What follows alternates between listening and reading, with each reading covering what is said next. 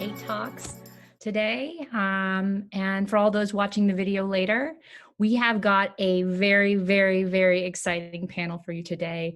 We'll be talking about WebAR and the future of marketing, #NoAppRequired. During this discussion, we'll dive into what WebAR is and what makes it such a compelling medium for brands to engage with their audience. Just as FYI, we'll first talk to our panelists and then we'll hold some time for Q&A from the audience. So there's a Q&A section if you want to ask your questions at any time.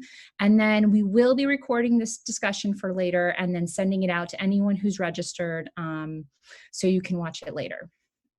Okay, great. So with that housekeeping aside, let's get started. Let me share my screen. Oops.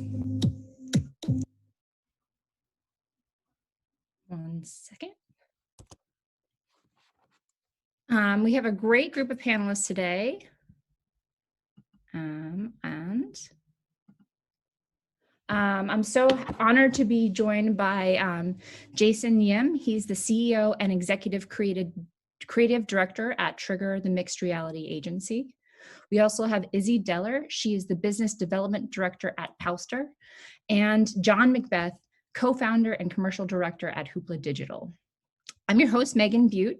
I'm the Senior Growth Product Manager at 8th Wall, which is an incredible platform to help you build extraordinary WebAR experiences. So with that, I just wanted to give our panelists a little bit more time to introduce themselves. So let's start with Jason. Jason, now for over 15 years at Trigger. Can you tell me a little bit more about your agency and your team? Sure, yeah, so we've been doing AR for quite a long time. It's been 10 plus years now.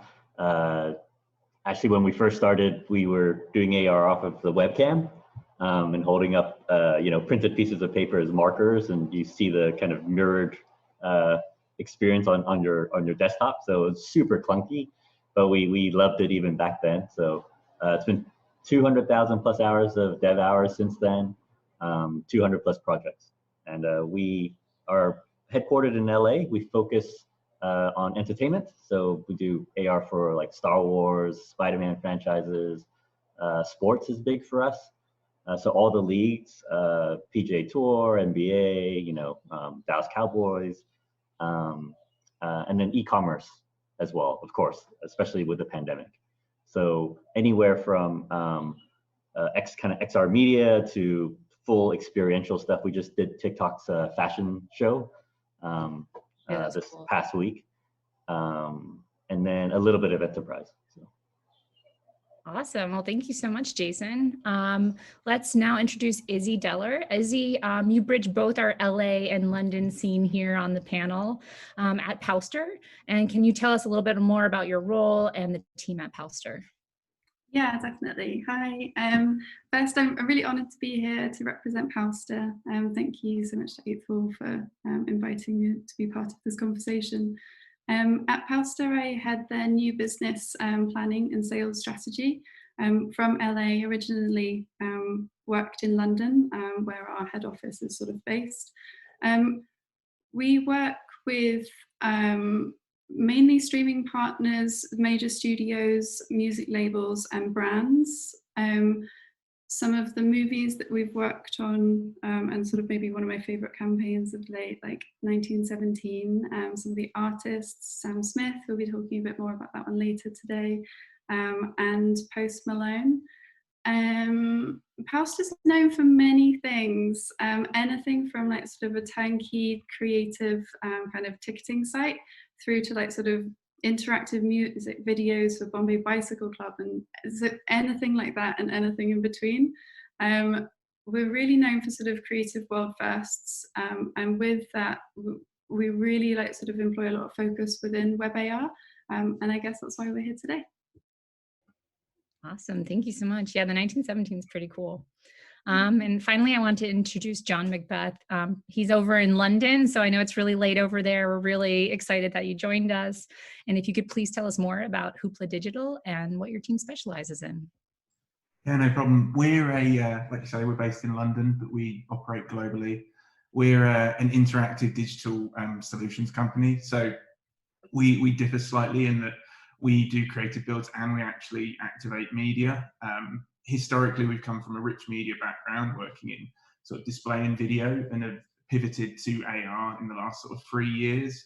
Kind of like Jason, but not quite as far back. We started off with your kind of more clunkier experiences on web, like using freed-off technology to kind of create what felt like AR but wasn't really true AR. And kind of like the last couple of years, we've really evolved, building out much more advanced solutions with 8Talks. We work across a wide range of brands. So Lego is one that we do a lot with, but then we also work with a lot of FMCG clients, and we work with a lot of retail as well, and essentially any kind of vertical.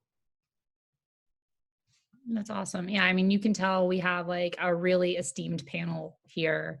Really excited about this. So I do want to dial it back a little bit and kind of just start with the basics for anyone who might be kind of new to the scene. So Jason, can you help tell the audience, what exactly is WebAR? Sure, of course.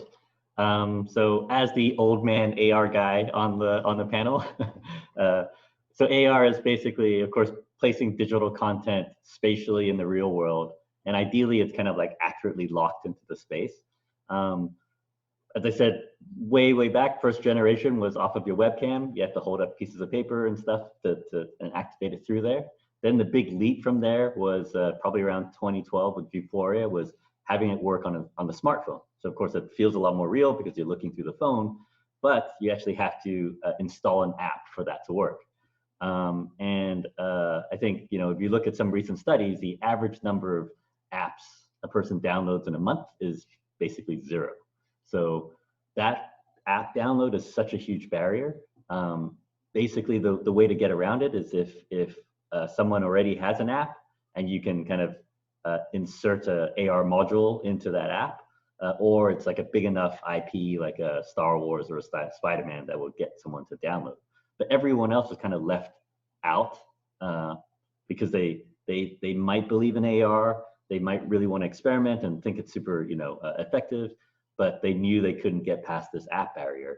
And then Eighth Wall came along with this amazing development, which was WebAR. So what that means is you can now do many of the same things, but just through your browser on your phone. And suddenly you've eliminated this massive barrier, and the user can get directly to the content. So just through your browser, turns on the camera, and you can do that same AR where you can see characters and things in your real world, but no app.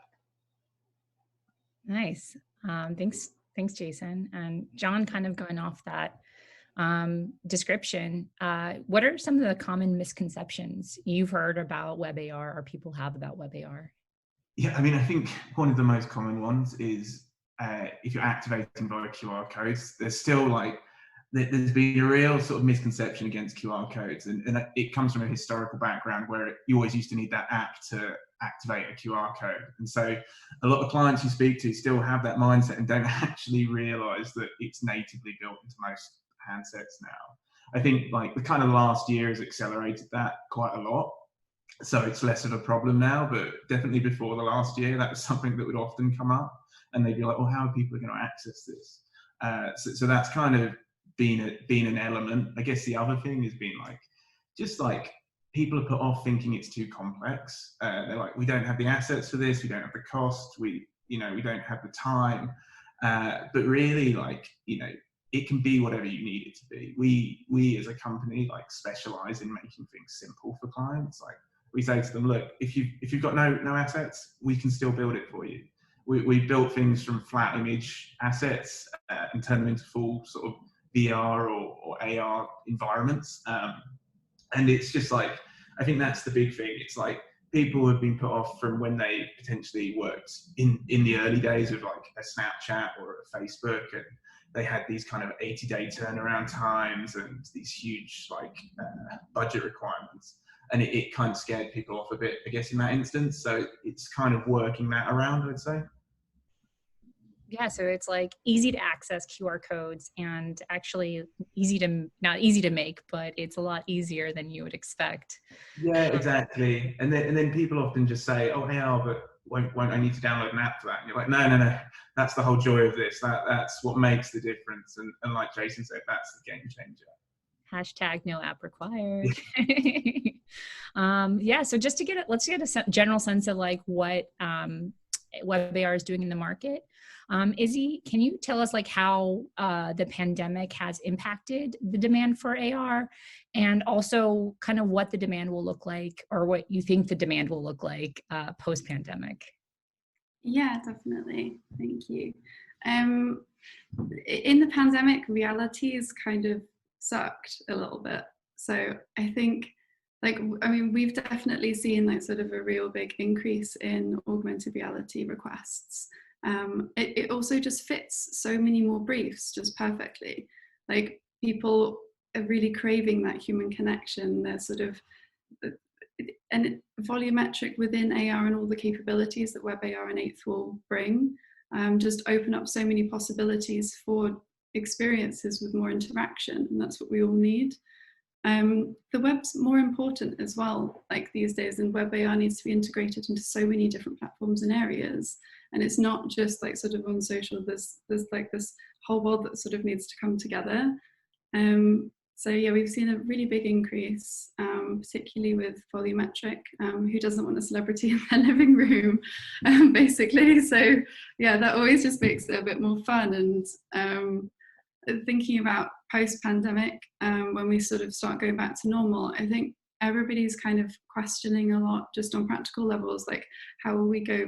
Are we going to go back to the office full time? Like, I think companies will operate differently, events will be operating differently. We're kind of used to having access at our fingertips and wherever we want it, whenever we want it.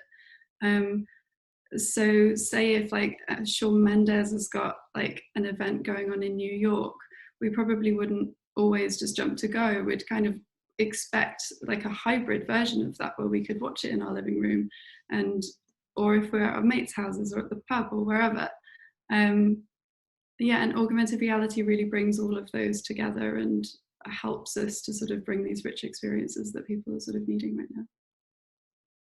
Yeah, I mean, it's so experiential, as you said, and then being on the web just makes it so much easier to access. So yeah, I can see that continuing in a big way. So yeah, now that we just kind of set like a background on what WebAR is and kind of where it is in the market right now, I now have some marketing questions for y'all. So the first one, I kind of want to know more about your agencies, and like the question for all of you is, why is your agency so committed to using WebAR as a powerful tool for marketing? And John, why don't we start with you, if you want to go ahead? Yeah, no. I mean, for us, it's kind of like the next evolution of what we do as a business. We, coming from a sort of a digital display and video advertising perspective, you kind of see what the market has been trying to do for a while, and it's always pushing towards more and more interactivity. But you're always hit by that barrier of just being within a confined ad banner space or a video space. And so this really like allows you to push things onto the next stage. It's like, it's not just a case of pushing an interactive element to it, it's a full experience. And it gives brands that kind of leverage to interact with the user in a way they've always wanted to, but never been able to do. And so that's kind of the big thing for us. It's like, and it's just kind of like shifting things. Like there's always been a big thing in digital advertising where the KPI is often drawn back to a click. And everyone for years has just been like, please just move on from this. But it always keeps coming back to it. And I guess like now with experiences like this, you can start looking at richer things like dwell time as an example, which is a key marker that we look at, and like in unit sessions and all these kind of other elements that tell you a much richer story. You can, you know, it's not just, oh, this person clicked and then bounced off your site. It's like, we got people to go through camera access points, they landed in the experience, they interacted with X, Y, and Z, and they stayed here for over 100 seconds. You match that up against like a display or video ad that averages like a 10-second dwell time. It's crazy. Yeah, no, that really, that's like, you can really measure engagement, which is just magical for marketing. So Izzie, same question. Love to hear, why is Powster so committed to using WebAR, as this powerful marketing tool? Yeah, I guess one of the first things is the accessibility, and the whole reason for this panel, like hashtag no app required. It's accessible to all, and it has global reach. If there's like a certain market, say a studio is doing a worldwide release of a augmented reality project, different markets have different preferences for different social apps. So a web-based project can really cover everything. So it has much bigger reach. But I think one of the key things that's really close to Powster's heart is like creative freedom, and like just really diving into the creative part of it. And with the web, it really is, we kind of call it sometimes the Wild West, because you can just do anything, and like someone will be speaking to bringing in voice activated APIs and things like that as well. But it's almost like our ideation has changed. So you're not thinking like it's what's possible, like anything is possible, as opposed to kind of dreaming of what's possible within a walled garden. Yeah. Thanks, Izzie. Yeah. And finally, Jason, you know, y'all are augmented reality, so focused on this. And so like, why is WebAR, you know, specifically such a powerful tool for y'all? Yeah, I think like if you kind of follow where the budgets are coming from, you know, I think early on, and not even that far back, like a lot of the work came from innovation budgets, and people, different departments trying to do something new. And I feel like now, like AR is becoming part of just the digital marketing budget. So all our app-based stuff is probably more still on the innovation side, where they're trying to create a much, you know, a larger experience, a deeper type of experience in app. But on the side that comes out of the marketing budgets, you know, which is all about reach and, you know, how many people can you get this in front of. The two things that fall into there are kind of social AR and web AR. And social being, you know, Snap, Instagram, you know, Facebook. And I think that versus WebAR, there's some advantages of social, of course. There's an install base that it's going to an audience, but it's very single use AR, you know, and you're also limited by the features that the social platforms allow you to do. But WebAR, you know, can have similar reach, but like Izzie said, there's so much more you can actually build into the capability. So tying into transactions, pulling in live data, you know, the AI voice stuff, like all these things can be done there. So for us, we've been waiting for it for a long time. And then also the idea that like now if you look at all marketing budgets going forward, you know, all digital marketing budgets going forward, if they don't have an AR component right now or an AR percentage, they will for sure. So and that's going to keep growing, just because of the effectiveness, like as listed by John. You know, like when you start comparing those stats, and once you can kind of match the reach, like it just kind of eclipses traditional digital marketing. So yeah, I mean, I love to hear it. So I'm hearing like there's real ROI here. It really unlocks this creative energy that you just didn't have in like the traditional like 2D mediums. And then it's also going to be part of the budgets going forward. So you got to get on board if you're not already there. Yeah, that's great. So my next question is for everyone as well, is, you know, this is one I'm really excited about, is like, what questions are your customers asking you about AR and web AR? And like, you know, how are you answering them? Like, what are these tough questions that they're asking you? So Izzie, we'll start with you. Like, what are you hearing from your customers asking about web AR and AR? I think a lot of the, because we're always operating on the edge of innovation, so a lot of the conversations that we're having are around capabilities, or like maybe what's going to be released in 6 months, what's going to be like when you work on a movie campaign or like a launch for a music artist or something, quite often you'll start the conversation like perhaps a year in advance, particularly with the studios. And if they're looking for something innovative for that movie release, we need to be kind of like concepting and like really diving into possible capabilities and where we think the market is leaning and where we think that technology is going to come up, and looking to our partners like 8Talks to sort of help guide us. And Yeah, so a lot of it is around the capabilities, but this is something Jason mentioned earlier, but also like sort of how to get in and out of the experiences as well, because it's not coming with that pre-built-in distribution network. Like if you do something in Instagram, you've already got all of the users in there, and sometimes that makes sense. But yeah, I think a lot of the questions are built around like sort of how do you get in, how do you get out? And that's where we sort of like really work with them to make sure that we've got like a really solid distribution plan and support various different markets with their specific needs as well. Awesome, thank you, Izzie. Jason, I'm going to ask you the same question. You know, what are you hearing from your customers? What questions are they asking about AR and WebAR, and like, what's your answer to them? Yeah, I think everyone kind of knocking on the door. I mean, they're obviously very excited about AR and what they've seen.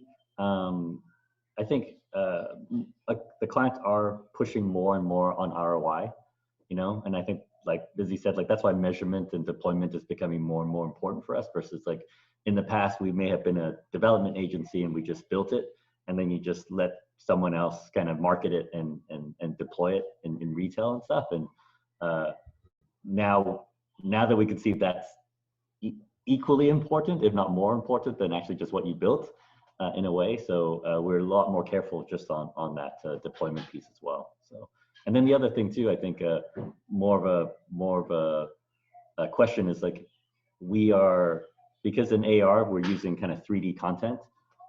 It's going to be the 3D pipeline question. So we might be talking to marketing groups that may not have access to the original 3D assets or CAD files and all that sort of stuff. So that's some piece of thing that we normally have to work through on the client side. So they're like, what is this file? What do you speak of? Yeah, that's a great, that's a really interesting question that you would get. Yeah, and John, finally to you, same question, you know, what are your customers asking about AR and WebAR, and like, what's your answer to them? Yeah, I mean, I think it's kind of the same sort of stuff where it always comes back to, you know, the concept's great, but how many people are going to see it? How are they going to engage with it? And I think that's one of the things we've really focused on in joining those dots to kind of give clients a bit of peace of mind in basically joining the dots together to try and ensure that they're getting a guaranteed reach when they're booking it. So it's not just a case of we're doing a creative build and handing it off. We're doing a creative build and then we're saying we're going to make sure we drive volume to it as well. So that's kind of one of the big things for us that we've always focused on, because we've always come from that background of reach is key. And so if you don't have reach, then you can't really get the marketers on board at scale. And so I think that's where web has come on board, because it helps facilitate that. And then the ways that we're using different techniques to ensure that people are driving to them, and the level of interaction you can measure within unit to see how many people are accepting camera access, rejecting it, all that kind of thing, where we can follow it and see what sort of patterns improve the adoption from getting into the portal to actually getting to the end of it. They're the kind of things we look at. Oh, those metrics are so fun to dive into. Sometimes a headache, but yeah. fun. Awesome. Well, I wanted to dive deeper and show off some really incredible WebAR experiences built with 8th Wall, and really kind of dig out what our panelists have learned about these projects. And so what I'm going to do is, while the panelists are talking, I'm going to show the projects in the background. So there might be some fumbling. I'm going to do my best without any sound. So Izzie, we're going to start with you. Powster launched a multi-device WebAR experience for Sam Smith's release of Diamonds, which included volumetric video or a hologram of the singer. Can you describe the experience for us and tell us a little bit more about it? Yes, I'd love to, thank you. So this project came through from Universal Music Group, who we've worked with a couple of times on various projects like Bastille or John Williams, even Jeff Goldblum, across like augmented reality and WebAR projects. I guess the brief came around from there being no live events right now. So they have extra budget to pop into more digital experiences. There's also a need to kind of like after the main release of the track is to keep that interest going, which is what usually like sort of a concert season would do. So they're really sort of looking to us to create like extra engagement, and also on a practical level to convert real streams and to increase streams on Spotify in this case. Sam's song was all about like it's kind of a bit of an up yours to anyone who's ever hindered their partner's growth. It's really like, it's a deep song. It's Sam's realizing that they were really like enough the way that they were. And it's kind of painful, but it's really sparkly and it's powerful. So it really needed something special. So we sort of dove into the ideation with UMG, and where we landed was a live event that could happen in your living room. And we really wanted to use the phone as a stage. The song sort of needed a lot of sparkle, it needed some holograms, you needed to kind of like feel Sam's energy. So what happens is you go onto Spotify, you scan the album artwork, which has a QR code which launches the experience, and then the stage and the image that is the artwork then acts as the stage. And he plays out and does his performance.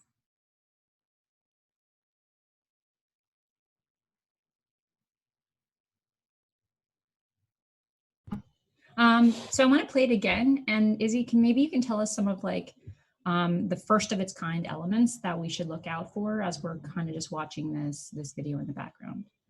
Yeah, definitely. So some of the first of its kind elements that were built into this was, it was actually the first ever augmented reality experience on Spotify. This had never been done before.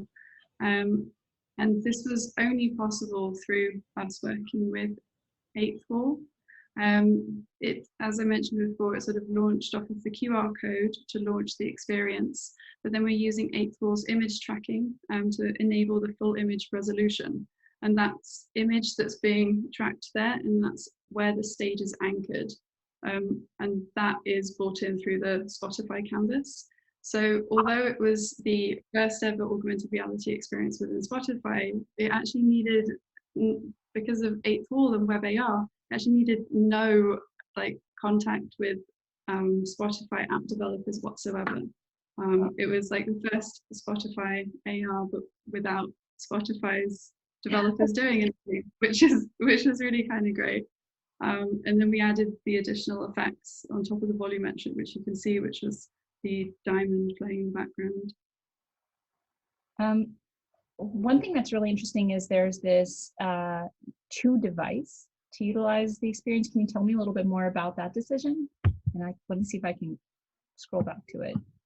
Yeah, it's quite a it was an interesting decision, but we wanted it to feel really special, and to have it coming out of Spotify and to have it coming out of your phone just felt like sort of it really played into the magic of the song. It's also like sort of a paired activity which brings people together. The AR is happening straight out of the visual, which visually just looks amazing and ensures that like sort of there's a really nice kind of platform for it. And then on a very practical level, it increased streams for the song on Spotify and really kept the song in the charts for like a more elongated amount of time. That's awesome to hear. I have one question we're probably all kind of dying to know, like what was the process like for the creation of of Sam Smith as a hologram? How did you capture those dance moves? Yeah, that was super fun. It was our team in London who led that, and they had a great time doing it. It was shot through Dimension Studios in London, who are fantastic partners of ours. It was actually so easy. I'm sure Dimension wouldn't say the same, and it's probably down to their kind of expertise in the area, how easy it was, but it's an incredible experience for talent. You could kind of almost like boil it down to it being like an interactive photo booth, but just like a really high-end one. There's none of like sort of the usual kind of like lighting and huge production value that goes into like sort of a larger sort of more 2D music video.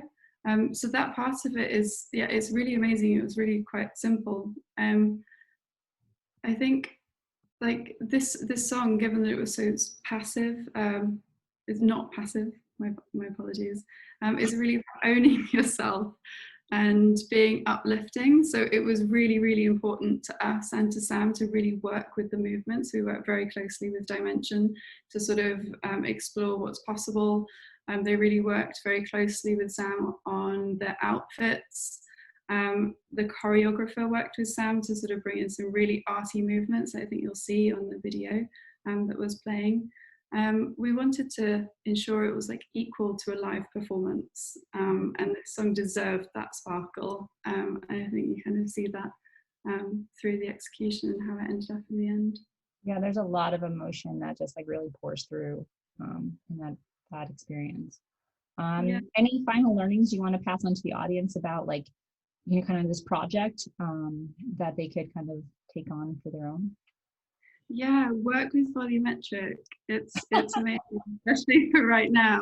It's easy. The talent really enjoys it as well. But yeah, I guess also on the AR side, it's 8Talks really does, obviously for the sort of simple part, they really get you 70% of the way there. There's lots of various ingredients in their sort of toolkit of technology that you can kind of like bring in, and then your developers are just, all they focus on is like making it as incredibly beautiful as possible, really bringing like sort of the creative through line through the narrative, and sort of really just fully focusing on that, because 8Talks have such fantastic kind of pillars to get started with. Love to hear it. Thank you. Awesome. Thanks so much for that. And you know, folks can definitely check it out still. It's still live. Yeah. So you can check it out from that QR code, or if you watch the video later, just it's really cool to see. Thank you. So I'm going to move on to Jason.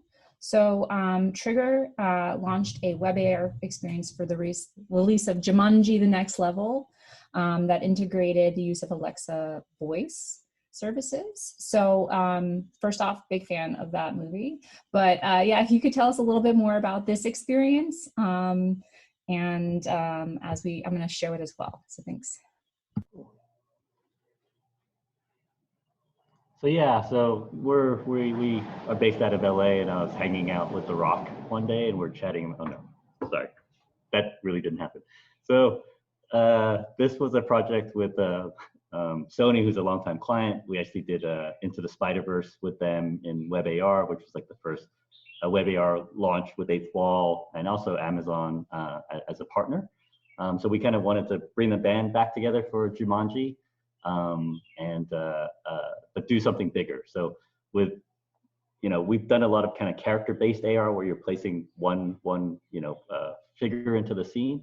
With Jumanji, I think the studio wanted to kind of expand that storytelling and push it even further. And the movie itself has like these great locations that they're going to. So what happens is it's an interactive map, but you can actually tap and speak to the map. So you can speak to Amazon Lex and you say, "Show me Jumanji," which is actually a line from the movie, and it starts the whole experience. You get to the map, and then you can say, "Show me the moat," "Show me, you know, the desert," and then the map will actually go there.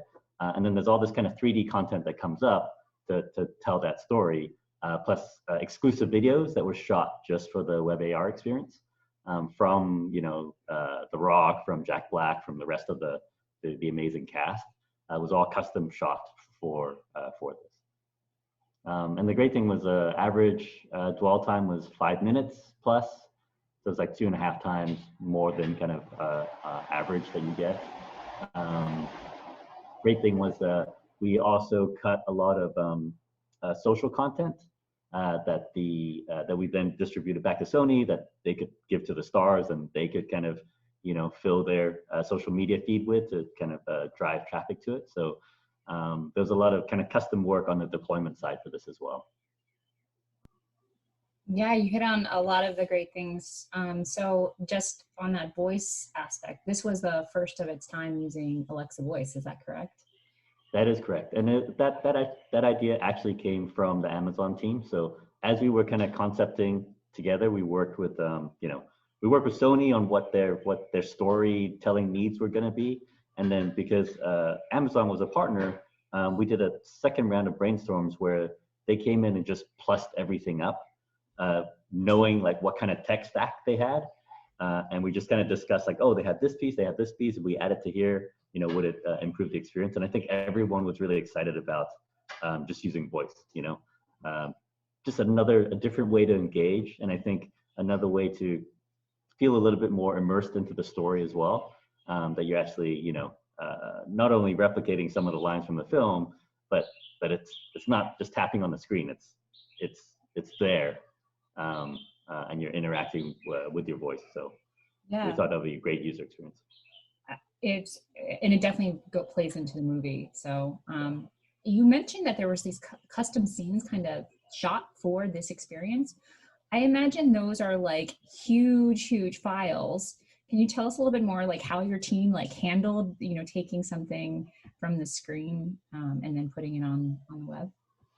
Oh, those were, so for the 3D scenes themselves, we started as a film marketing agency. We have our own 3D team, and we're very used to working with kind of early film content and trying to make something, the film's still in production and we're starting to build with those same assets. So this was we started modeling all this stuff from dailies that they had. So this kind of goes with that 3D pipeline conversation we were having a little bit earlier. A lot of times, I think we may have to wait for film production assets to be ready. But if you have your own 3D team, you can kind of skip that and say, those may take a while to get to you, so we'll just build it from scratch. And I think that brings a lot to the table for the studios. They appreciate that because it's a lot less headache for them too than to try to get it from production. And so it was distributed on social through, I saw The Rock tweeted about this. And was this kind of promoted anywhere else, for marketing purposes? It was promoted through the film social channels, Sony social channels, Amazon social channels. I'm not sure if they bought too much media against it, but I think that's one of the lessons learned from this was also, again, a lot of our lessons learned are on the deployment side, if we're going to spend all this effort to even shoot and cut custom things for social, it's like, how do you coordinate all of that, right? Instead of just giving it as assets, like, should all the cast and crew be posting on the same day? Like, how do you time all that stuff for the most effectiveness? And that was kind of still a little bit of a baby step. And then the other thing too, back then was like, the great thing about Eighth Wall now is that we can launch directly from the social feed. And before that was a little bit more difficult technically. So I think, using social as a key deployment component is actually even more effective nowadays. That makes sense. Yeah. Any other learnings you want to pass along to the audience about this project? It's crazy the amount of work that goes into some of these things, it could start off with a quick idea, brainstorming with the studio, but actually arranging all the getting all the shoots done or modeling sets from scratch, like it can add up quite a bit. Yeah, just be careful what you wish for. All right, I'm but we're proud of it. We're happy. Yeah. This is cool. I just want to know, is there any way I can still access it? Because I really want to play it. I think if you go to our website, triggerxr.com, and then there's our work pages, you can find it there. And I believe there's a staging link inside there. Fantastic. And then the video is really cool too. I've watched it a bunch. Thanks. Awesome. Thank you so much, Jason. And now finally, John, I wanted to talk about your bring your Lego city to life. It's just one of the many WebAR experience that Hoopla Digital has built for Lego. So I just want to, if you could just tell us a little bit more about this experience while I show it off, and all of our inner children just like burst with joy. Yeah, so I mean, first off, it's an amazing client to work with, but like you say, it's just got endless possibilities. And so with this campaign, it was all about introducing their new road plates, which within the Lego landscape was quite a big thing, because it kind of evolved the way that kids could play and build out their own cities. So the whole idea is to really encourage the interconnectedness of all the different IPs within Lego City. So like fire, police, space, all these different elements. And with this, the idea was to allow users to create their own city, essentially. So we had this kind of layout that allowed you to build out your own dynamic road placements. This could have any kind of permutation you wanted. We set a cap of how many road plates you needed in order to move to the next stage, but you could go beyond that. And like, that was one of the tricky things of it, just because, like it says there, it was, you know, we had to kind of factor in people going for some crazy layouts as well as the standard stuff. And then obviously once you built your road layout, the whole idea was to be able to place buildings and different products within it, and then see it come to life. So one of the key aspects of it was this kind of real-time traffic system that allowed a more organic, natural feel within the city when it was alive. And so you would see varying different cars moving in different directions, characters interacting between buildings. You could also tap on the different buildings to trigger different animation sequences. And it would be like, for instance, you tap on the pizzeria and you'd see the car kind of come out of the car wash, and it would go to the pizzeria, pick up the pizza, and then drive it to the skate park. So it was a really cool unit, and it really showcased all the different interconnectedness of Lego as a brand, and kind of like within it, obviously the main thing is always with Lego, there's so many ways you can go, and it's kind of like almost holding back a bit to not overcomplicate it, to not add too much file size on. But I think with this, we actually surprised ourselves in terms of the level of detail, and sort of the 3D modelers did an amazing job on this, because all of this was just built from image references. We weren't supplied assets. And to get 3D models to the standard that Lego expect is quite a challenge, and especially to get it within a file size, because we kind of had assets handed over to us before, and like the poly count is through the roof, and you just can't use it within a WebAR environment. So like to get something to that standard, but within a much lower poly count, is like real kudos to our 3D modelers, because they just did an amazing job on this. That's yeah, the file size always just boggles my mind. I want to say it's right, because it needs to be quick. They don't have the patience to wait for something. So it's so key to have it load fast, and then obviously be easy to understand and how to interact with it. Exactly. You know, everything just works perfectly. I want to play it again, and if you could tell us any unique elements that we should look out for that are like first of its kind, that in this experience. Yeah, it's hard to say what's first of its kind, because it's not like the first voice trigger. Like, I mean, for us, there are a number of first of its kind elements, like the customizable road template, which is a really cool feature, because for one, it kind of gives you that opportunity to expand it in later activities, not just for Lego, but for other clients as well, where we've got this kind of template built out now that we can quickly activate and can kind of reskin it to different purposes. And then alongside that, the traffic system was the big thing as well. Just like the devs on this had a real sort of handful of ensuring that even if you, regardless of what layout you have, where you place the buildings, that it all still connected together, and you didn't end up like having someone try and collect a pizza from the skate park when they were going to collect it from the pizzeria. And you know, all these different things, like making sure cars didn't crash into each other or phase through each other, and just kind of ensure that it was always going and didn't feel like needlessly repetitive, but actually felt like a real world, essentially. I guess that's the key thing, because it comes across authentically, and like you can sit there and watch it for like a number of minutes and you won't see a repeat loop for quite a long time. And so from a kid's perspective, it feels like it's always moving, always changing. Super fun.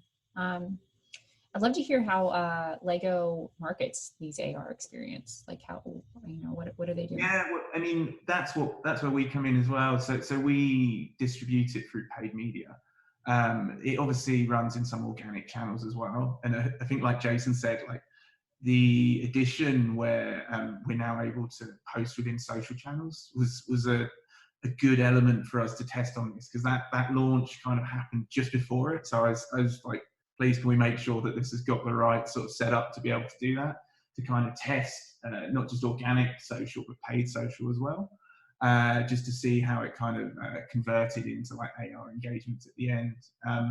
Like historically, like as well with other experiences pre-COVID, that they were also sharing it with sort of toy shops to have as demos within the stores. It was all different sorts of ways of doing things.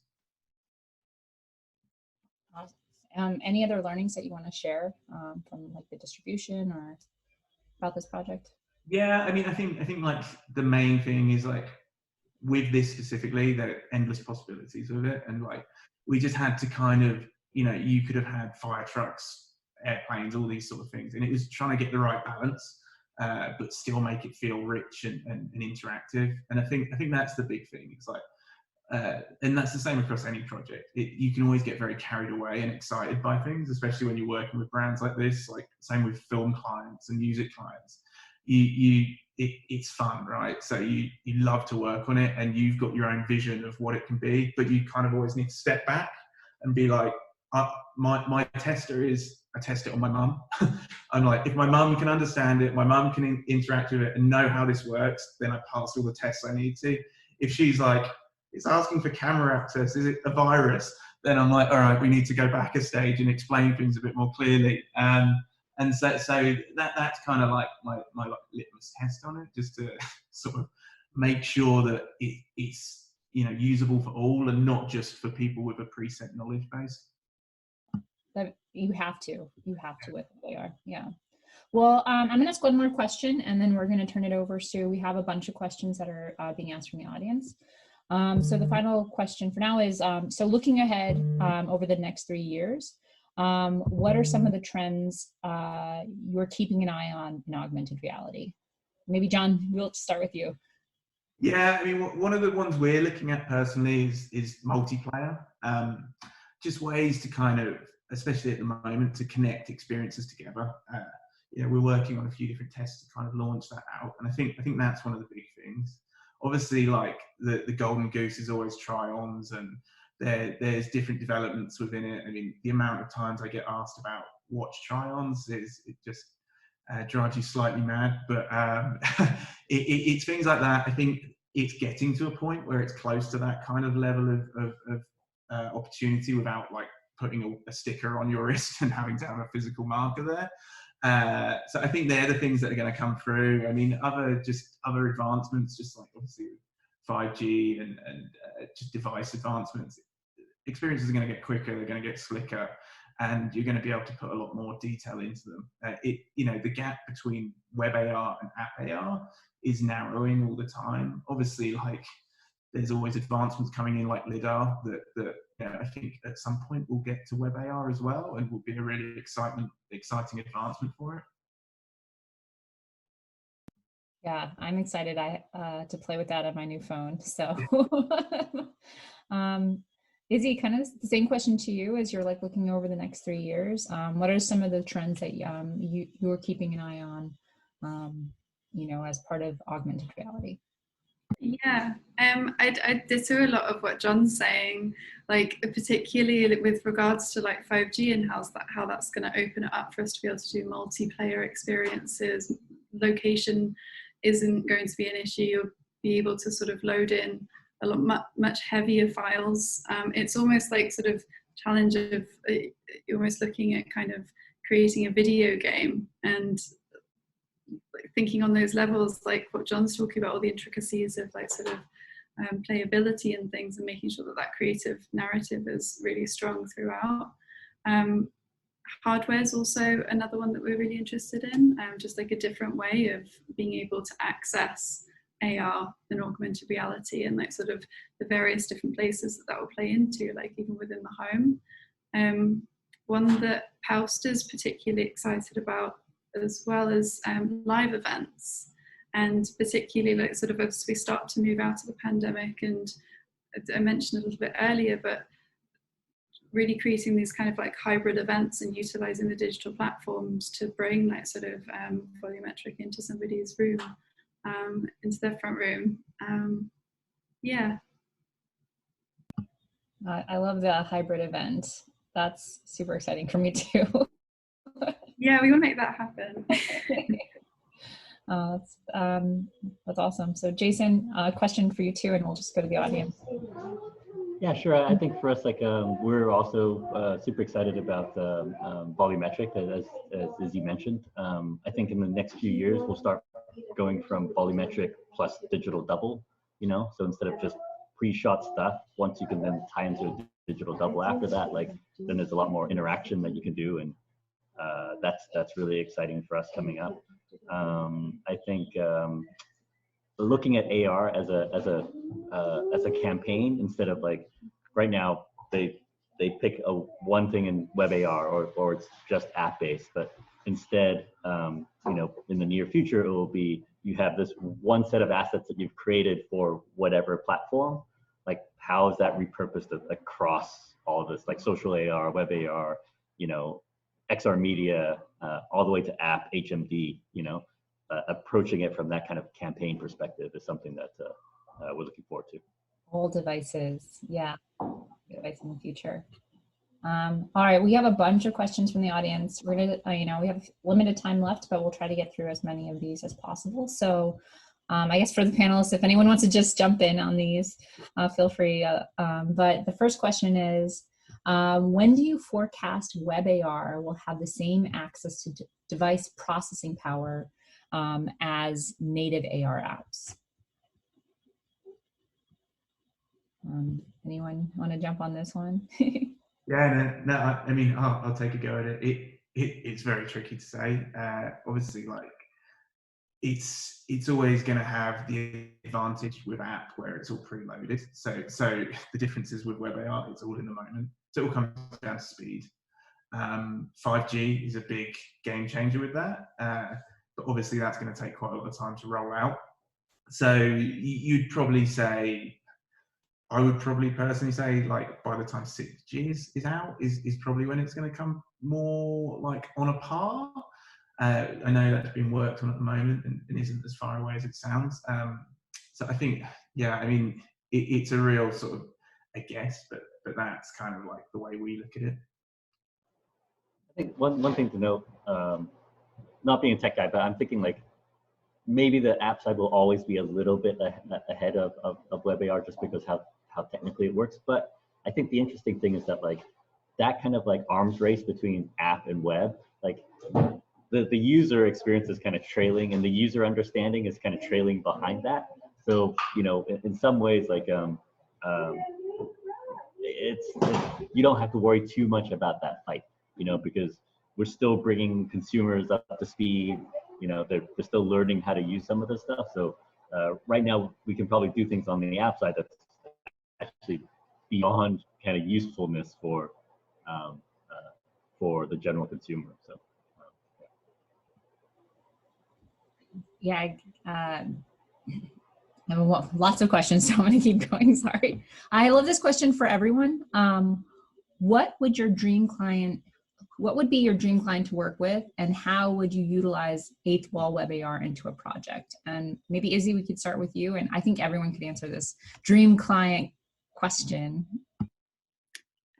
Yeah, a dream client. I don't know. I think our clients are already dream. We work with Netflix. We've touched a lot of their like awards titles. It's cheesy to say, but it's true. They are fantastic to work with. They move so quickly. And they're really empowered to sort of make amazing creative decisions. So yeah, and I guess taking them, like helping them with a live volumetric event and doing like a world first with them, that would be a dream for us. also like sort of utilizing some AI within like sort of a deep fake personalized experience could be quite fun. Yeah, Cool. yeah, on to the other guys. Yeah, Jason, dream client, and how would you use 8th Wall WebAR in that project? I think us being on the sports side, like I think personally, like I haven't seen a lot of AR in F1, and F1 is huge, and there's all these like 3D assets, and there's great telemetry from the track and all this data and stuff like that. Like that for me personally would be just an amazing project with the type of tech that we can pull into that experience. So it could be as, you know, not only like, because when you're watching the race in broadcast, it's hard to tell where the cars are positionally because you're seeing it from the driver's POV or from like a isometric shot. But to be able to, you know, we've done this in NHL, but had to have a tabletop, you know, in sync, real time track data sort of a replay would be super fun in F1. And then I think anything, you know, moving AR away from marketing and doing actually something that's impactful, you know, really makes a change to some of the bigger issues today. Like I think that's a dream for the entire studio, I think. Well, that's great to hear. Although, yeah, the F1 sounds cool, although that sounds a little terrifying for me. But John, yeah, same question. Tell us about your dream client and how you would utilize 8th Wall WebAR in that project. Yeah, I mean, I've always been a big fan of Lego, so prior to that, I'd say Lego. But I think same as Jason from the sports side, like for football or soccer, I think it would be great to see more from that side of things in terms of like real time, like stats is a great way of like bringing that to life. And I don't think you see enough of it. Obviously, a draw, like, you know, if you can tie that in with instant image tracking that can kind of recognize players and kind of pull off statistics off the back of that, then that's a real advancement. I think it's getting there. But yeah, I mean, I think that they're the kind of key things. Like I'm always trying to push more multiplayer because I think, like Izzie said earlier, like kind of joining the dots of that kind of video gaming aspect is a real like game changer. And you know, we're always looking at working with more video game studios, but they're so precious about their assets that it kind of makes it a bit more of a challenge because obviously they don't want you to replicate them, but they won't share them at the same time. I think like within the kind of video game space to build something, I think that can do that. I mean, there's that viral Street Fighter piece that was out years ago that I think everyone just saw and was like, wow, this is incredible. And I think to be able to bring that to a WebAR platform, which you technically can now, it would be something that would be really interesting to do. I didn't miss that one, but now I'm going to go back and look for that one. That's really cool. Cool. It's quite old, but it's one of those like real eye openers. Yeah. We had a question. I know we have tons of questions, but like one was, John, since you were just answering, what is the best file size for the detail of character and animation elements? Yeah, overall, we typically aim to have a whole experience under 20 meg. That's ideally if we can get it close to 15. That's our preferred route. But yeah, between 15 and 20 is what we aim for. Depends on complexity, and that's the whole experience, not just individual models.